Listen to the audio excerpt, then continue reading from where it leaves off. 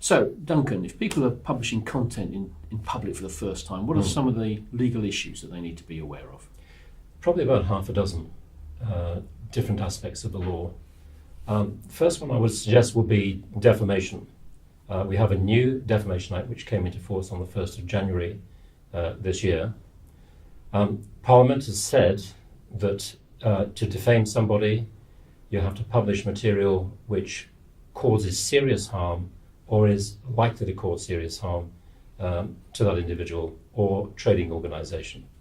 The only problem is that Parliament hasn't given us a definition of what amounts to serious harm or likelihood of serious harm. And so we're going to have to look very carefully over the next few months to see how the judges interpret any cases that come into court, because there's bound to be a working definition of serious harm in the not too distant future. So that's the first thing that we need to be very, very careful of.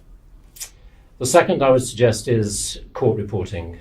Clearly there's going to be a lot of interest locally and nationally in what goes on in the courts.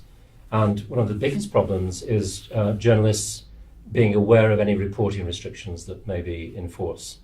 There are two types of reporting restriction: mandatory restrictions and discretionary restrictions. The mandatory restrictions are imposed by Parliament. The most obvious example would be in relation to sexual offences cases. The victim of a sexual offence, the person who makes the allegation that they're a victim of a sexual offence, is entitled to anonymity for life. And therefore the media has to be extremely careful not to publish any information. So we had an example of this in 2013 with the Lost Prophets rock group singer Ian Watkins, who was on trial for sexual offences, and there were two women on trial with him whose children had been involved in this abuse. And of course some celebrities started to name the women and therefore identify the children in public, and that became a problem. So is that an example of the kind of that's a risk? very, very good example of that. I think Peaches Geldof was the so-called celebrity who hit the headlines for actually putting those names into the public domain. But interestingly, there was also another dimension, and that is that they were named at the very early stage in the magistrates' court for preliminary hearings. And therefore people working in the court service need also to be extremely careful in situations like this, not to publish the name on the daily lists because of those circumstances. So obviously sexual offences is an extreme offence, as it were. But how? And there are aspects of media law that people, if they're going to report courts, need to make themselves aware of. Yes. But where can they find, where are particular court restrictions published? How do they find if there are particular things being published in relation to cases? Where can they find out about that? The practical steps are: one, look first of all at the Attorney General's website, because the Attorney General in high profile cases is now going to be publishing information which would indicate there are reporting restrictions in place. But on an everyday basis, when you go into the Crown Court, you will normally see screens outside each court, and if you look at those screens, there should be an indication of whether there are any reporting restrictions in place. Just to be on the safe side, if there's nothing on the screens, then talk to the lawyers or talk to the court usher, just to determine whether or not there are any restrictions in force. Okay, so that's reporting restrictions. What about contempt of court? Contempt of court is slightly different. It covers two things. One, if there is a court order and the journalist breaches that court order, then you will be in contempt of court. But the major one is reporting prior to usually a high-profile trial, because the Contempt of Court Act of 1981 says that nothing shall be published that creates a substantial risk of serious prejudice to the upcoming case. The assumption is that the jury is the weak link in the criminal justice process. The jury in a high-profile case will not have been chosen at that early stage, and therefore they could be influenced by things that they see or hear or read in the media. An obvious example would be you don't publish any previous convictions the defendant has that you're aware of, but of course the jury would not be aware of that. And then outside of the kind of legal and court process, what about things like council meetings? Can anybody just go and sit in any council meeting and report anything that's said? Yes, that's a free expression zone. The big issue at the moment seems to be recording, being in the public gallery or being with journalists in a council chamber. Providing you're reporting accurately from a council chamber, you're not at risk of any defamation proceedings. You have what's called qualified privilege. But there have been instances recently where people have tried to take videos of the council meetings, and the council officers have actually taken cameras away. This is something the High Court will need to sort out in the near future. But at the minute you can write it down, but you can't use your smartphone to record it. That seems to be. But what I think is going to happen is that different councils will take a different approach. Some will say, well, you're here, you're seeing it, you're taking notes, what's the difference in recording it? Similar principle to recording in court. We're moving to the next stage where you get cameras in court and you'll be able to see what goes on. So again, check with the officials presumably on what you're allowed I think to that's the important thing. Okay, and then what other issues should people think about? What about copyright? Copyright is an ongoing problem, particularly with the internet. The media, of course, is prone to download images from the internet. There have been cases of defamation, and the Ian Watkins case is one of them, where the wrong photograph is downloaded by someone with the same name, and that can clearly quite lead to lead to defamation actions. Mistaken identity. I think the basic rule is that if you can download something from the internet, and there are no restrictions, there are no technological restrictions that are imposed, then there seems to be an implied consent that you can use that.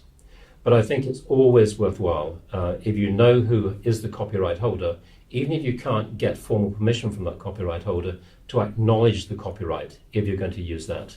But the message must be, if you're aware it's a Getty image, for example, then you should be paying a price to Getty. You should be contacting them to seek permission.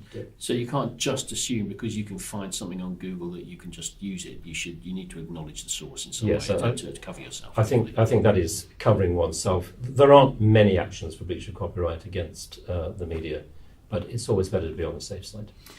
What about privacy? Privacy, the basic concept there is that under Article 8 of the European Convention of Human Rights, everyone has a reasonable expectation of privacy. So that would mean that in relation to correspondence, things that you do in your home, your private life, but the key word is reasonable. What is a reasonable expectation of privacy? The media's strongest point here is that if there is something that is in the public interest, something that, for example, putting the record straight, correcting a misapprehension, then privacy rights can be overridden. But it's not got to be a contrived public interest, it's got to be a genuine public interest. The other thing to bear in mind is that in this country, in public places, then there are no privacy restrictions apart from children. And the message, I think, to any journalist, whether it's a hyperlocal journalist or a national journalist, is do take care if you're going to publish pictures of children. Usually it is a good idea to pixelate their faces. So that could be at the kind of local fete or any school events and so on as well. You need to be very careful. Indeed, search out the parents, get parental permission if that is possible.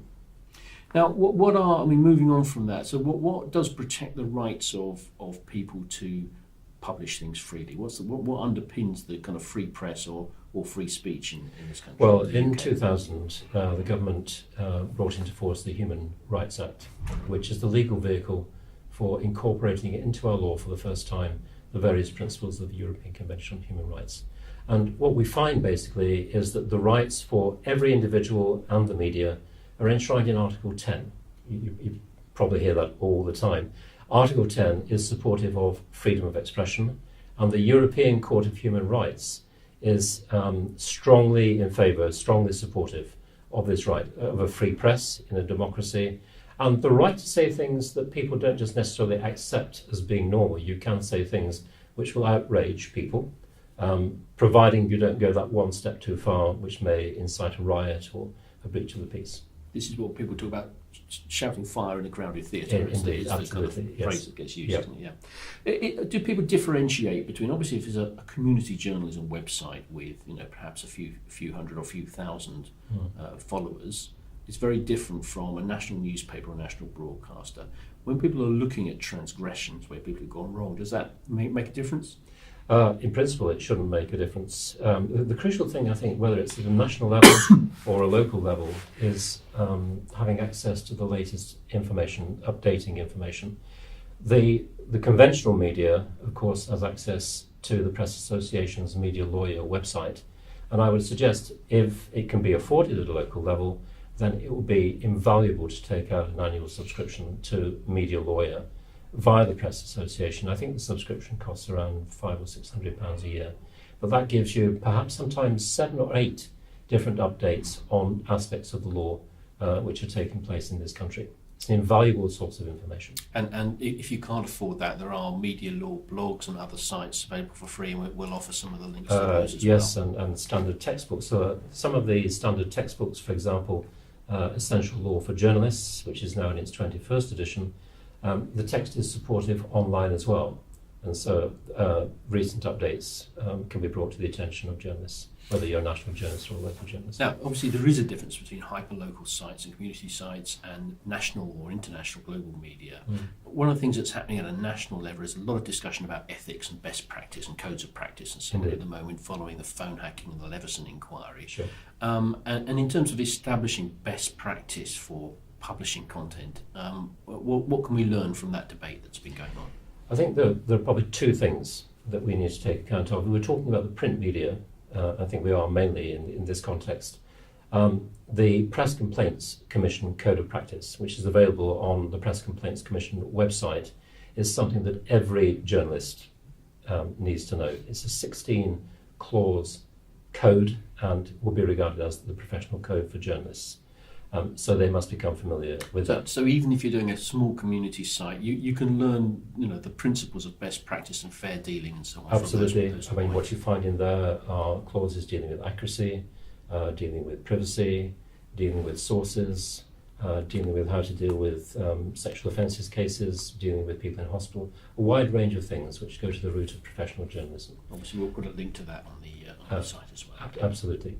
But we need to take care because, of course, as a result of Leveson, as most people will now know, there is a debate going on between the government that set up a royal charter with a view to creating a new complaints body, and the industry itself is also putting forward its own standards organisation. But the crucial thing, I think, and this is the second point, the crucial thing is it's one thing to have a code. It's about effective enforcement of that code. And I think, looking back, if there had been an effective enforcement of the original code, the current code that we have, then we may never have got to where we were with Leveson. Okay, Duncan, thanks very much. Obviously, for this course, we can't go into a huge amount of detail over issues of the law and ethics and so on, but some very clear pointers there for people to think about. Thanks very much. Thanks, Richard.